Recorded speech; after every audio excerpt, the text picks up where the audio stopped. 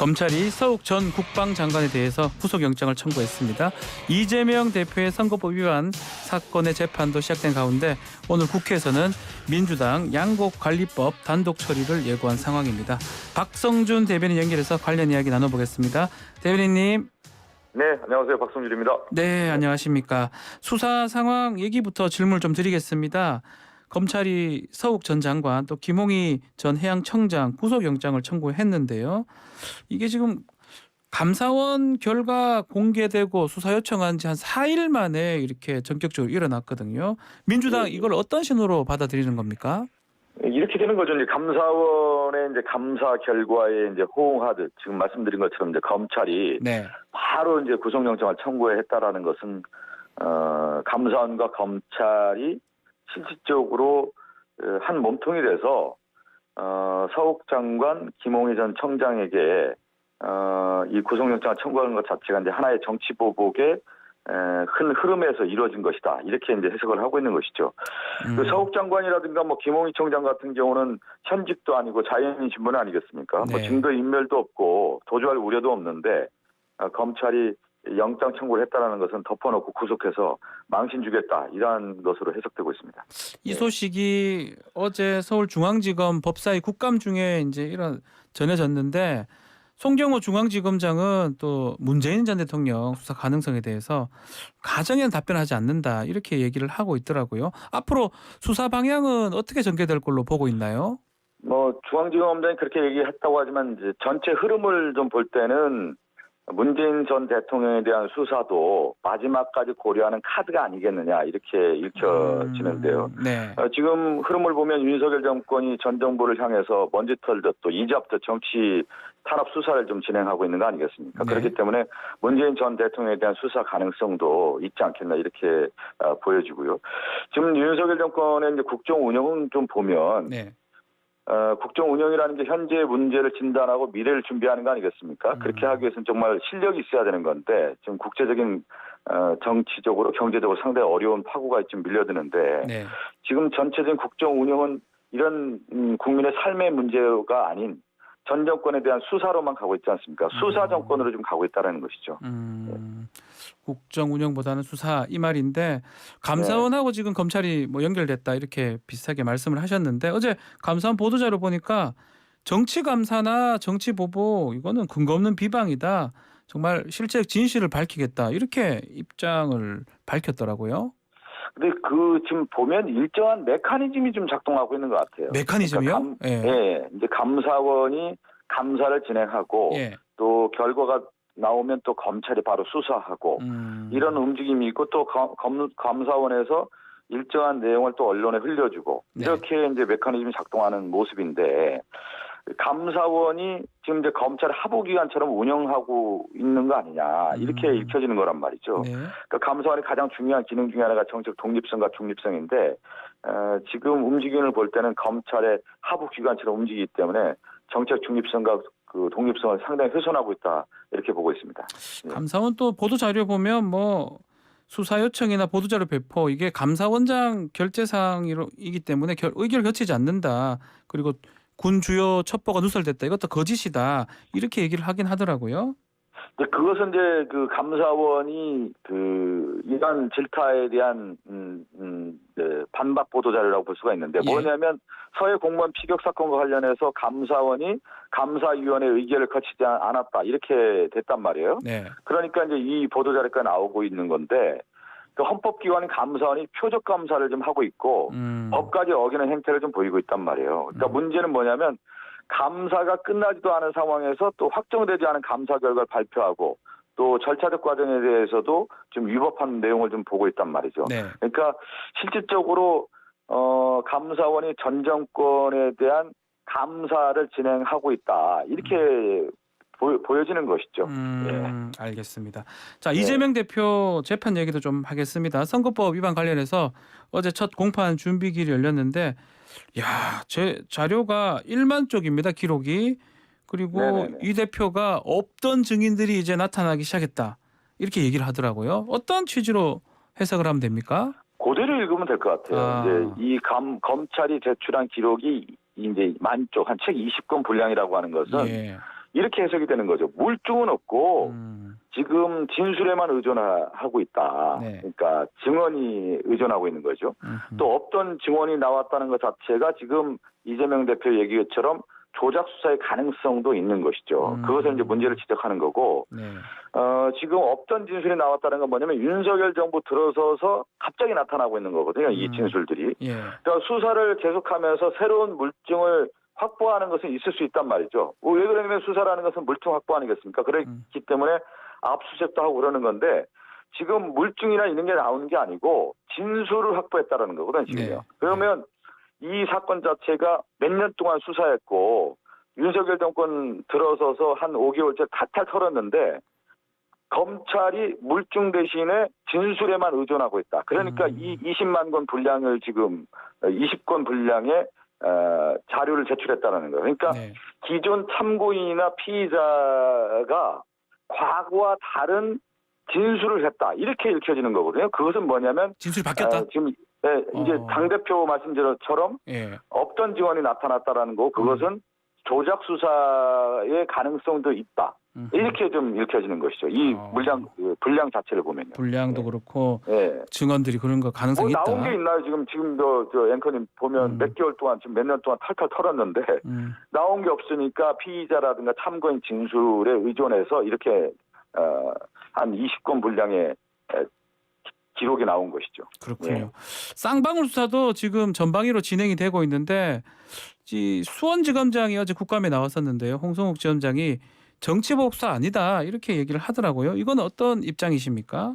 아니 검찰이 정치보복 수사하겠다 이렇게 정치보복 수사이다 이렇게 규정할 수는 없는 거 아니겠습니까? 아니라고 얘기를 하겠죠 당연히요. 그런데 이제 움직임을 제가 계속 얘기하잖아요. 흐름을 얘기를 하지 않습니까? 흐름요. 예. 쌍방울 관련 수사 지휘했던 검사가 감사원으로 파견 갔다고 하더군요. 네. 그리고 감사원을 파견 갔고 또 그 수사 지휘 자리에는 한동훈 장관의 측근이라는 사람이 앉아 있고 그러면 이러한 일련의 움직임이라는 것은 표적 수사라고 하는 것이 읽혀지는 거고 네. 정치보복 수사를 위해서 인사교체를 했다 이렇게 해석될 수가 있는 것이죠. 일련의 움직임들이 감사원, 검찰 다 이렇게 움직이는 거 아니겠습니까? 비슷하다. 지금 보도에 따르면 이재명 대표 관련 압수수색이 한 200회 이상이다 이렇게 되는데 그것은 사실입니까?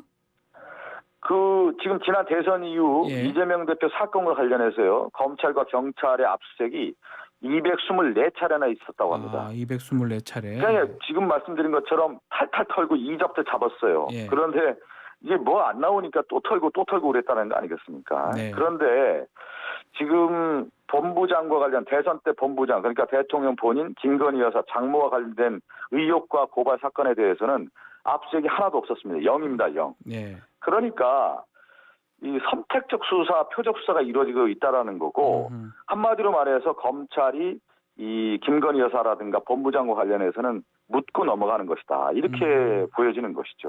지금 김건희 여사 얘기를 하셨는데요. 도치모터스 주가 조작 사건이 공소시효가 얼마 안 남았죠. 12월 네네. 말로 알고 있습니다. 이번에 이제 검찰의 선택적 수사에 가장 혜택을 받고 있는 분이 누구냐? 단연 김건희 여사라고 할 수가 있겠죠.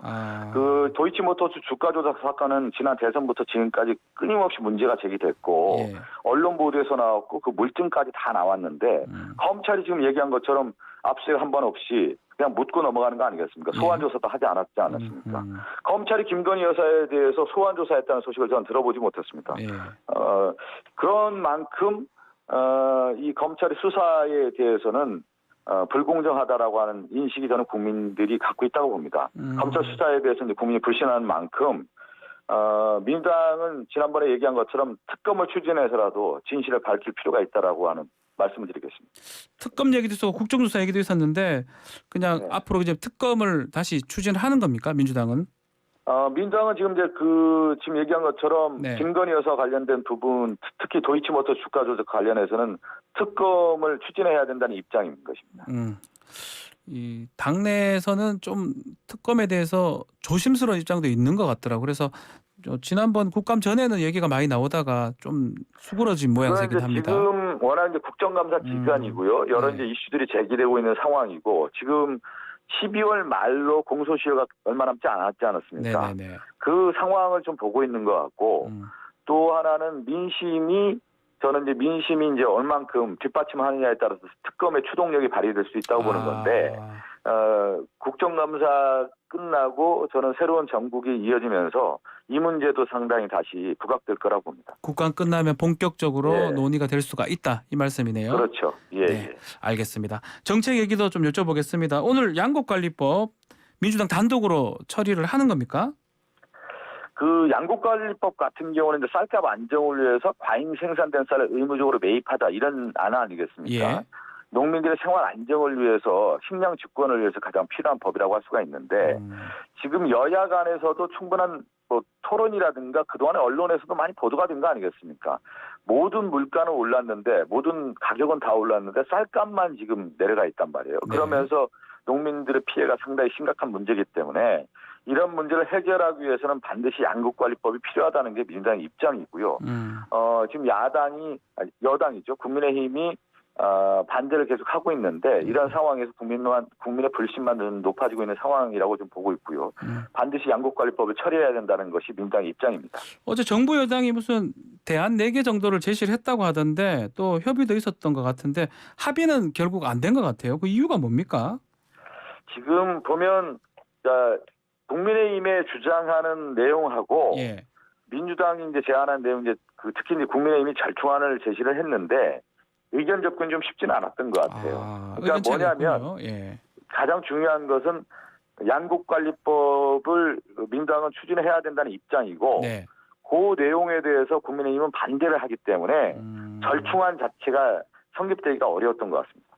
국민의힘 쪽 얘기는 또 양곡관리법 처리 관련해서 대한민국을 위한 법이 아니라 이재명 대표를 구하기 위한 정략적 법안이다.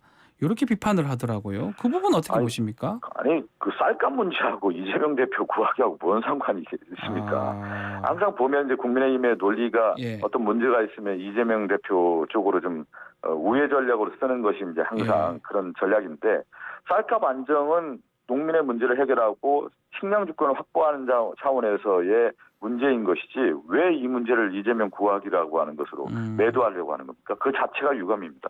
예. 협상의 여지는 없어요? 국민의힘이 이제 양곡관리법 관련해서 전향적으로 좀 생각해 줬으면 좋겠어요. 지금 저희 당 입장에서는 양곡관리법을 처리하는 거고 그 시점이 지금이라는 거거든요. 네.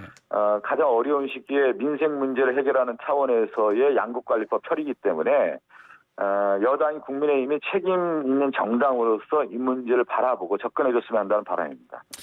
농해수위 이제 법안이긴 한데 농해수위를 통과하더라도 법사위는 국민의힘이 이제 위원장으로 있기 때문에 여기서도 묶일 가능성도 있는 거 아닙니까?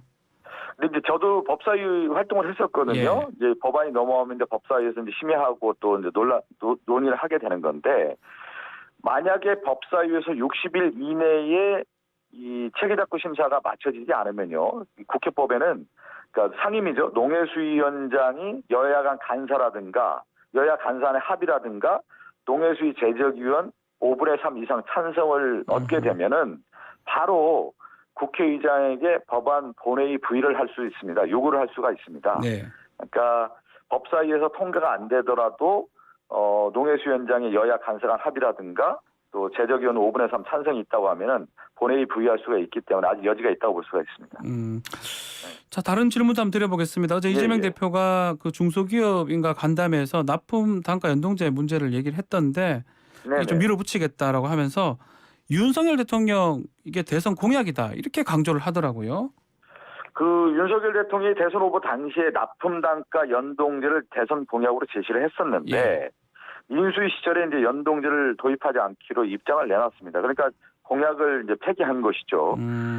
그런데 이제 민당은 민생 문제를 강력하게 추진하면서 특히 납품 단가 연동제 같은 경우는 지금 원자재 가격이 상당히 많이 올라가 있지 않습니까? 예. 원자재 가격이 워낙 변동이 심한 상황이기 때문에 납품 단가에 자동으로 반영하는 제도가 지금 필요하다는 거예요. 민생 문제를 해결하기 위해서는. 그러기 위해서는 지금 납품 단가 연동제를 추진하는 것이 지금 시점에 가장 맞고 또 중소기업위원들의 바람입니다. 그렇기 때문에 이재명 당대표가 이분들을 만나서 중소기업과의 간담회를 통해서 납품 단가 연동제의 문제를 해결하겠다고 이렇게 입장을 밝힌 것이죠.